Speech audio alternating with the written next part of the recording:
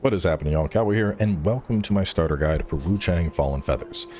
Now, in this video, I am at the start of New Game Plus Plus. This is probably 15 to 20 minutes of progression into the game, so still very early. In terms of spoilers, we're going to probably be taking a look at the first boss just to showcase some weapon combos, because most things die so fast this early in the game in New Game Plus. But we're going to be diving into pretty much everything you need to know to really get started in this game. We're going to be talking about weapon differences, base combos, the character menus, just really diving into all the information, because there is a lot to cover. And so the first thing I want to talk about are just going to be combat basics. Now, in this game, we have light and heavy attacks similar to how we usually do in Souls games, but they're a little bit different here. Now, our light attacks are going to be a combo chain. So 1, 2, 3, 4, 5. And what I want you to notice is after the 5th hit, if I continue that combo chain, it's going to pick up from the 3rd hit. So 1, 2, 3 with the overhead. Overhead. So you can see how as I continue the combo chain, it's like 1, 2, 3, 4, 5, 3, 4, 5, 3, 4, 5. And this is important to note because certain attacks in the combo chain are going to have certain properties that we can pick up in the weapon trees. And we'll talk about that a little bit later. So each weapon has its own distinct combo chain. And on top of that, those combo chains are going to gain you Skyborn Might at different rates. For example, Dual Blades, the 4th hit gets you Skyborn Might, whereas Longsword, the 2nd hit gets you Skyborn Might. So just depending on the speed of attacks and whatnot, that's going to determine how your Skyborn Might comes in. And that's going to be one of the core mechanics in combat. So let me just thin these numbers out a little bit here. You can see as I got my 2nd hit there, I had a little blue feather show up. Now I have a purple feather, and if I dodge attacks, I'm also going to get that. Dodging is very important in this game because as you dodge enemy attacks, you're going to get Skyborn Might. And those feathers are going to go all the way up to 5, and those are going to be our main spenders for magic, for feathering spells, for discipline skills, for weapon arts. So now I'm up at 5. And if you look down where it says Feathering, Wind Strike, or Corrosive Flurry, there's 2 little pips. That means that those will cost 2 Skyborn Might to execute. So if I press one of those buttons, you can see that expended 2 Skyborn Might. And then I would have to build that back up. And at any time, we can look at our weapons and see how it's going to work. So for example, Feathering Wind Strike will cost 2 Skyborn Might. I hit left bumper to do it. I have right bumper, and then if I do an additional right bumper follow-up, that's going to get me 1 Skyborn Might back. Whereas with Corrosive Flurry, I do left trigger, right bumper. And if that right bumper hit connects, that's going to get me back the 2 Skyborn Might I spent to cast that skill. Besides that, the main way to get it, as I mentioned, is going to be dodging, but we're going to be using Skyborn Might for pretty much everything. Weapon skills, discipline, offensive spells, buffs, all that stuff. And so it's very important that you get a feel for how that works. Now, talking a little bit about heavy attacks. Heavy attacks can be charged up. If you press the button, they'll come out a little bit quicker. But in general, the main way that you're going to want to use heavy skills is via hitting an enemy from behind. And let me explain. So as I hit enemies here, you'll notice how there's like a little bar that's building up on that lock-on dot. And that's basically a posture gauge on enemies. Obviously, posture gauges are something that most of us are familiar with if we've played Souls games.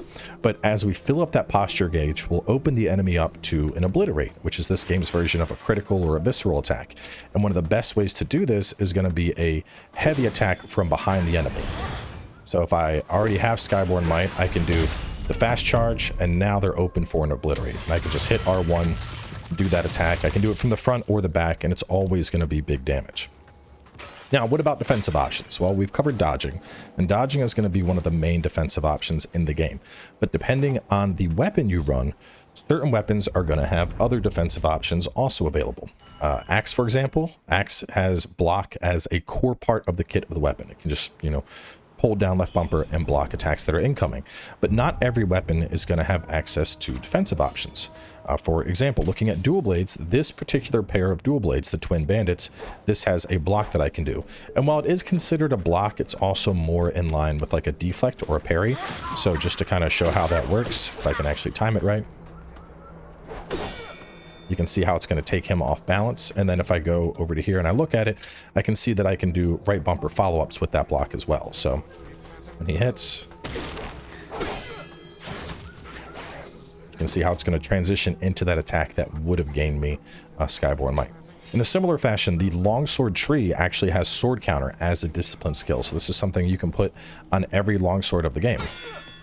And you can use that very similar to a Sekiro parry. Now, one important thing to note is that even though I said you can use it similar to a Sekiro parry, things like deflects in this game, in particular the sword counter here, this needs to be against a weapon. If we're using that to try and block like a giant hand slam or a magic spell or something, it's usually not going to work.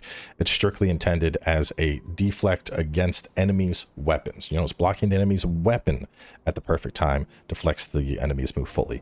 So if we're trying to use this against a kick that's coming in, it's not going to work. If we're trying to use it against magic, it's not going to work. And as such, you need to keep in mind those defensive options as you're playing with them, because, you know, it's not a universal like Kazam where you can brink guard every single attack that comes in, or like Sekiro where you can just deflect every attack that comes in. And so a good way to think of it is if you're up against a humanoid opponent, the sword counter may be great to shut down all their weapon attacks, where if you're up against something that's a more monstrous opponent, instead you're going to want to focus on dodging and weaving your attacks on in. Now that basically covers the gist of combat. One other thing to really touch on is magic. So magic in this game we can do by hitting Y or triangle, and if I look over you can see my spells. So this costs 1, which is why I can do it right now, because I have 1 Skyborn Might. I got 2 Skyborn Might there for hitting 2 enemies, so you can see I can use a 3-cost spell, either of those, and then I have a 4-cost spell as well, which I can't cast right now.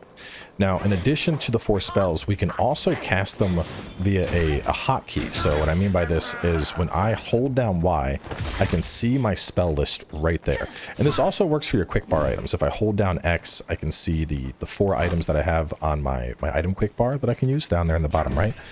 But you can basically set up your spells in a way where you can like weave them in and use them instantly in combat by just holding the button and tapping the assigned hotkey to them.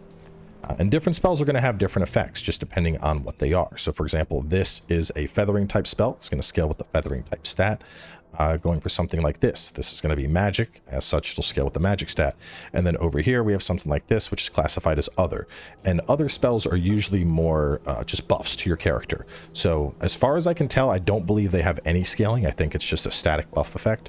But just wanted to point out that those are 3 main types: feathering, magic, and then other. Now, moving over to the shrine and talking about some of the things right here. Enter Dream. This is just this game's version of resting at the shrine. Temper is going to be our reusable weapon buff system. And so we can put different needle points in here as we upgrade. And then when we use this on the weapon, it's going to make our weapon stronger. And certain weapons can use certain things. So for example, the Twin Bandits, because this doesn't have any static effect on it, I can use pretty much anything I want. I could give it a flame boost, feathering, poise break, blight, corruption, leech. You get the idea.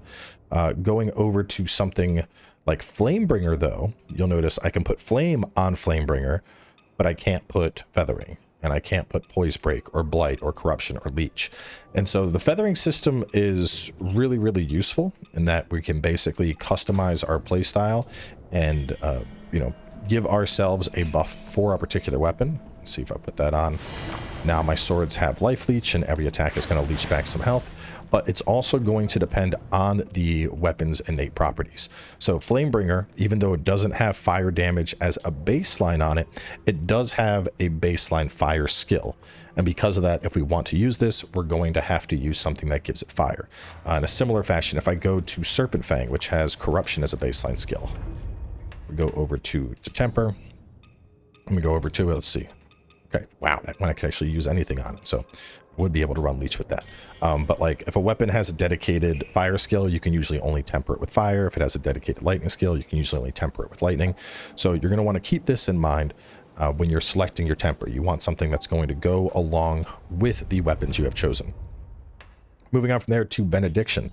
Benediction allows us to upgrade our weapon with like gems, and we can actually match up gems to get set bonuses. So for example, on my dual blades, I have Tri, 6, and 9 disciplinary force, which is going to increase my damage if a certain amount of discipline skills are known. We'll get to those in a little bit. Those are part of the weapon tree.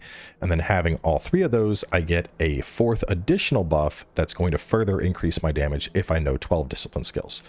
Over here on the longsword, for example, this has corrosive built in. So I went for something that's going to give me increased feathering attack power if the enemy suffers corruption. Obliterate attack is going to increase damage, since obliterates are very easy to pull off with longsword. And then inflicting corruption increases the potency of it. So this is set up for more a corruption obliterate type setup. And as you build your weapons, just keep in mind, you don't have to go for the set effects. In effect, you might not be able to pull off a lot of those set effects until much later, as you're gonna have to go all over to find the various benedictions. But you can build weapons a variety of different ways. Like this one, I wanted to go for just straight damage because that's what I'm trying to do with the twin bandits. Whereas this, I took a angle that was more in line with corruption.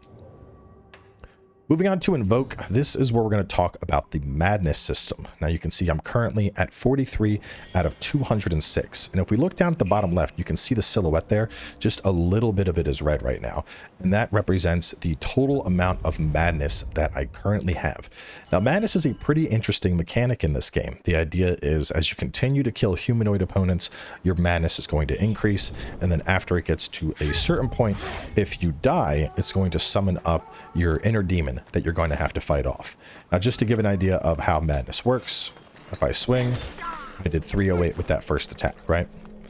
Now, instead, I'm going to go over here, and I am going to crank my madness all the way up to max. So take those, I'll take the rush flowers, and we are now up at max madness. And then let's rest to respawn that same enemy, and we'll see how hard I hit him now.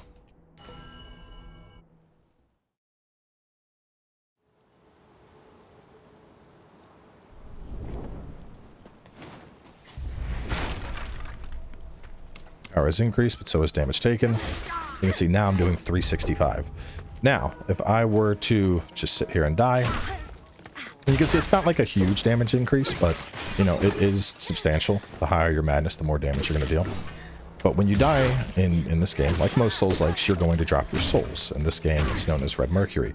But if I die while my madness is procced up, it's going to spawn a Demon of Madness. Now I have a little over 14,000 Mercury that I'm dropping right now, so we'll let that drop. And then I should have a Madness Demon that manifests.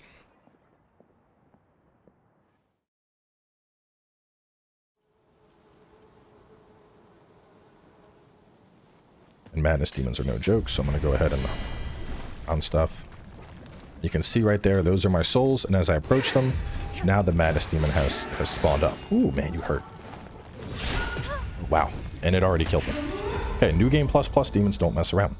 And this is the risk reward of the Madness system, is I'm going to deal more damage, but if I die while my madness is at max, now I'm going to have to take on that demon.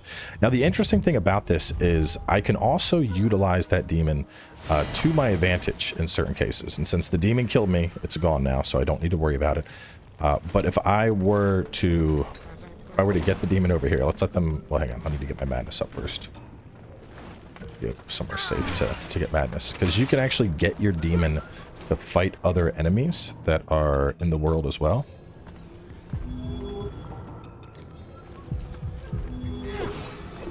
So I'm going to die over here. Actually, it probably won't fight these guys because they're considered humanoids, but I'm curious. That's something I haven't tested. I know I have died in areas that are more filled with like demons, and my the madness thing has straight slaughtered the demons while I just kind of sat back and waited. So there's some interesting use cases that you can do with madness, but on top of that, there's a bunch of other perks you're gonna get when you have madness at max that I think make it worth using. On top of having the additional damage, which is obviously nice, you are going to take more damage, but with proper defensive play, it's not as much as a concern. But the other thing is like for tempering, you saw slow tempering was initially. If I temper right now, it's instant because my madness is high enough. And that's a perk that I have access to, so. Let's see, are you going to, let's see if it'll fight this guy. It might not because it's human. I'll definitely hit him there. Let's see, is he going to try and go back and fight it? Fight each other. Fight for my amusement.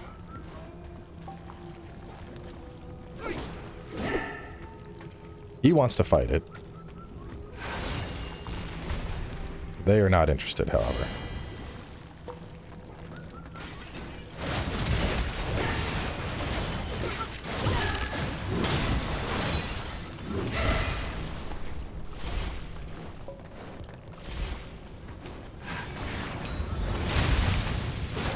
can see right now, they're distracted with that guy, so I'm getting in and doing some big damage with the clash.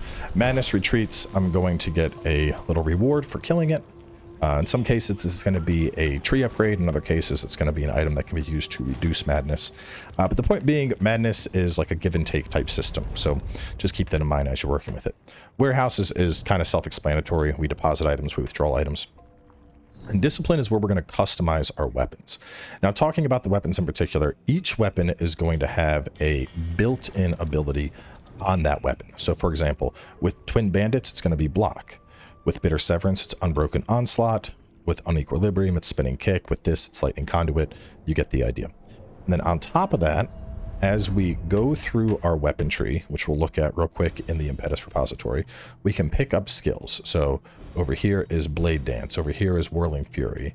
Over here is Shadow Lunge. Over here is Blade Master. And as I pick up those various skills, I can then go into discipline and I can basically pick the skill that I like the most to put on my weapon. So I'm a big fan of Blade Dance. So like this one has Sudden Strike. This one has Blade Master on.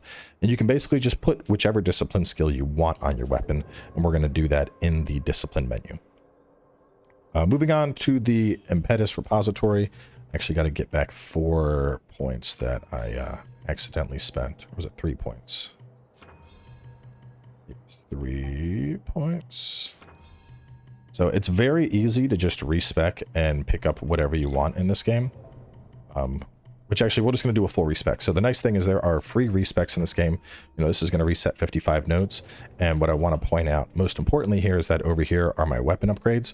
So 3 points here makes my weapons go to +3, +6, +9, and then 10. And if I reset those, if I reset even the whole tree, if I reset all of dual blades, let's say I'm tired of playing dual blades and I want to go into magic. Now my swords are, boop, boop, and then, well, I'd have to go down to get the last one.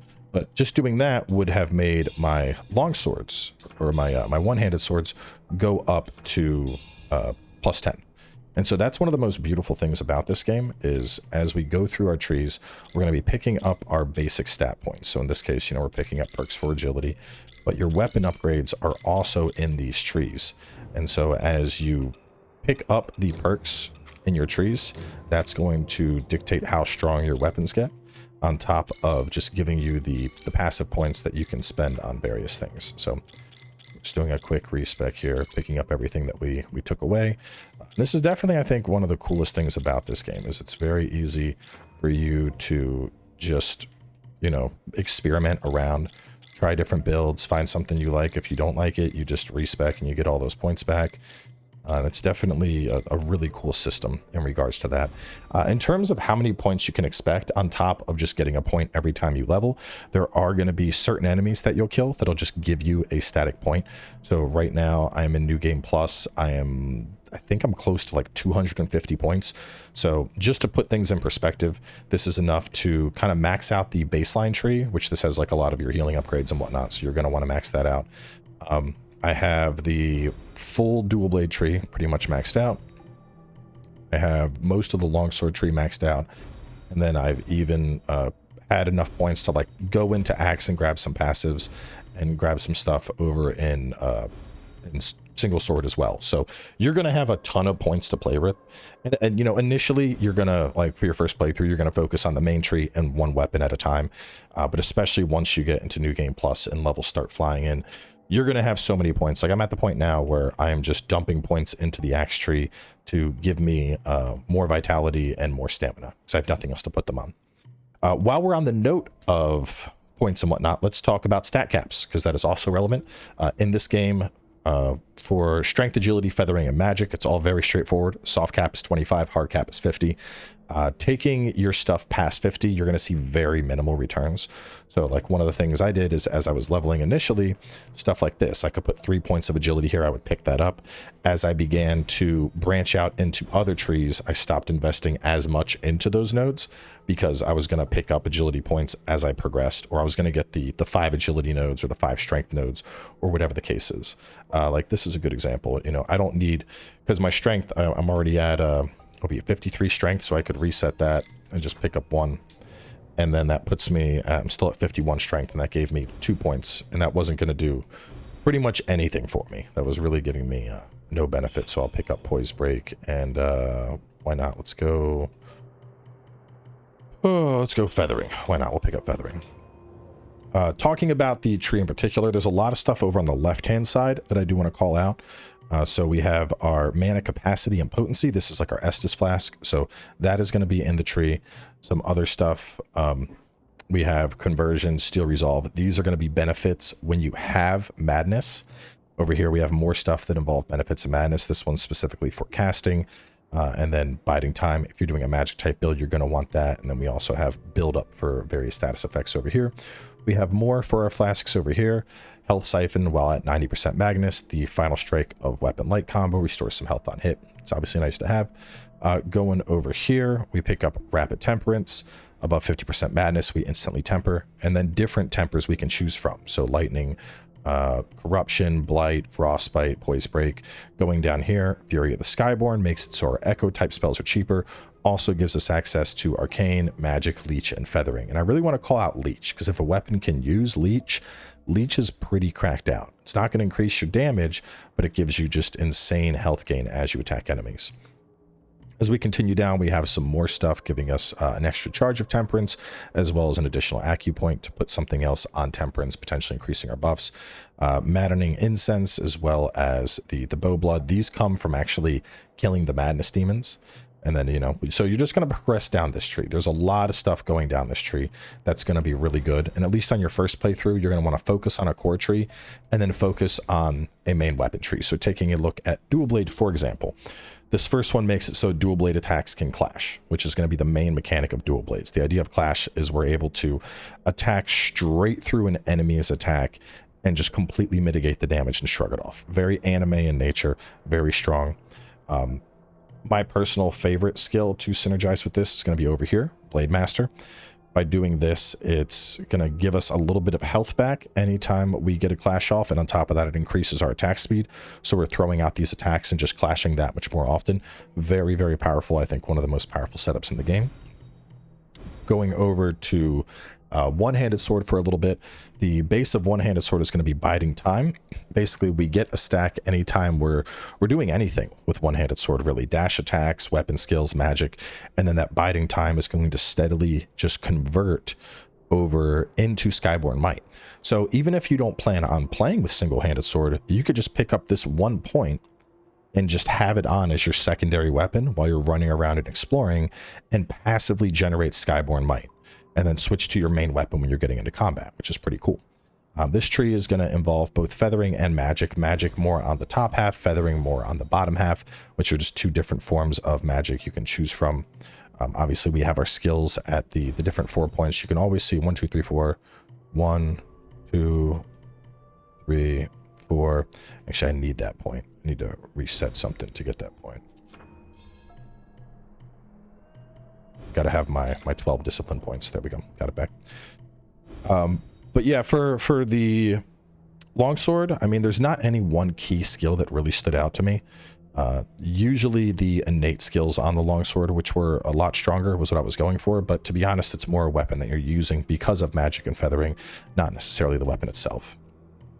Going over to Spear, Bold Heart makes it so light attacks, heavy attacks, dash attacks, and final strikes get Bold Heart, which Bold Heart will then convert into Skyborn Might. I'm not a huge fan of the Spear's baseline move, Aerial Bulwark. I feel like it just takes a little bit of time to really set this up and use it as a counter. Instead, at the very end of the Spear tree, Spear Veil I am a very big fan of. This is basically like an instant timed counterattack that we can follow up with.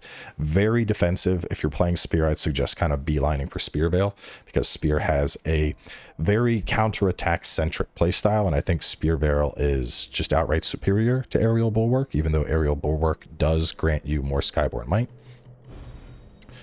Talking about Longsword briefly, Longsword, you can play a bunch of different ways, which is really nice. You know, we could go for a sword counter type playstyle with longsword. We can dip more into feathering and go for something like corrosive flurry and focus around buildup, feathering damage and corrosion up on enemies. You could go for a more offensive playstyle, doing something like Crescent Arc, where you're going to evade and get big damage out. Over with Crescent Moon, this is going to jump in on the enemy and then evade back. It's very flexible in terms of its playstyle. You know, or we're evading, we're parrying, we're doing status buildup. So longsword is very much a just kind of feel out what is working good for you. Like this, for example, 5th attack of longsword is going to grant 2 stacks of Skyborn Might, and then over here we have where's it at? The 2nd attack of the longsword also grants Skyborn Might, and then the 3rd attack of the longsword is going to gain Clash. So there's a lot of different things in the longsword that I think makes it arguably one of the most balanced weapons all around. And then talking about axe, I think the strongest thing in axe outright is going to be this, Earth Shatter. When you pop Earth Shatter, especially if you have these 2 passives, you get resilience, and it's basically like an insane amount of hyper armor. You're able to just shrug off enemy attacks, and so if you're running that alongside a defensive buff, alongside leech, you basically just become a god in combat. You are just poisoning through enemies, bullying them into a corner, and not really caring what they're going to do. You're just attacking and they can't stop you. So very, very potent. And then lastly, of course, we have teleport, which we can use this to teleport to various areas. It is going to show the face of NPCs that we haven't talked to in these areas.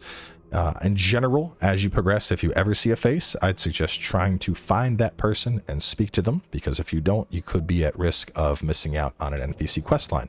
And a lot of those are pretty deep in this game. Let me think. I think that about covers everything I really wanted to talk about. I guess the last thing I could talk about is just a little build to get y'all started. So if you're struggling with this game, I think dual blades are one of the best weapons to do. I'd suggest working your way over to here to get Bone Needle Leech. And then over in the dual blade tree, I'd suggest you get over to Blade Master and level it on up. And with those 2 abilities together, you're basically unstoppable. Like, just to kind of show how stuff works, let me we'll go in. Like I said, we'll fight the very first boss of the game and wrap things up there. But you can pump a insane amount of damage between leech and defensive buffs. I'm actually going to put my defensive shield on top of leech and on top of my ability to my madness up.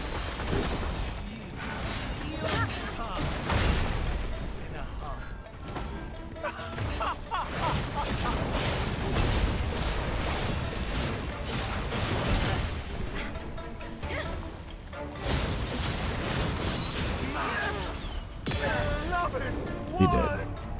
You can see how we did. I mean, given, once again, start of New Game Plus, but I didn't really do anything. I just pressed R1 and bro died. So yeah, dual blades are very good. I think if you are playing this and you're struggling with it, at least based on my current experience, I think for any more monstrous type enemies, I think leech dual blades are arguably the best setup available. And for humanoid type enemies, I think going for the leech axe with that stun one that gives you resilience, I think that's probably one of the best setups for humanoid enemies, because you can just do a crazy amount of knockdown with the axe and enemies can't really fight back. So you're just looping knockdowns onto enemies and maintaining a shield and leeching any hits you do take, which is pretty crazy. But, you know, obviously one of the greatest things about this game is we do have the flexibility to just respec. So, you know, if you're playing spear and you're not enjoying it, you can easily swap to longsword or dual blade or axe or whatever the case is. There really is just a ton of flexibility going on here. So either way, that's going to wrap things up here for now. If you have any specific questions, feel free to drop them down in the comments and I'll answer if I'm able to. Otherwise, thanks for watching and I'll see you next time.